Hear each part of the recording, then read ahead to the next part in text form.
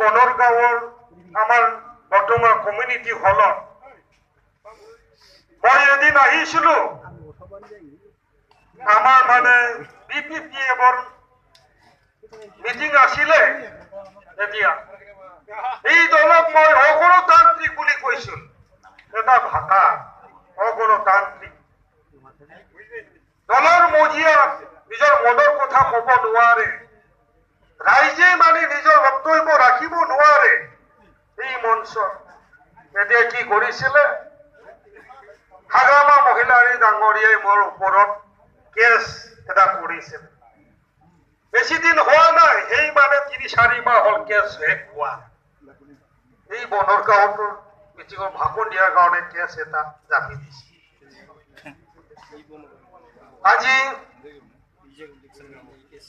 হয়তো সেইদিন আহিছে হয় নহয় লোহাৰ গৰম ইয়াৰ কাৰণে হাতুৰা মাৰিব লাগে তেওঁ দেশ লৰিছে দেশৰ জনসাধাৰণ এতিয়া সেই চৰকাৰৰ ওপৰত কোনো ভৰসা নোহোৱা হৈছে এই সুযোগতে আমি জপিয়াই পৰিব লাগে বৰ্তমান কাৰণ ৰাইজে পৰিৱৰ্তন বিচাৰি আছে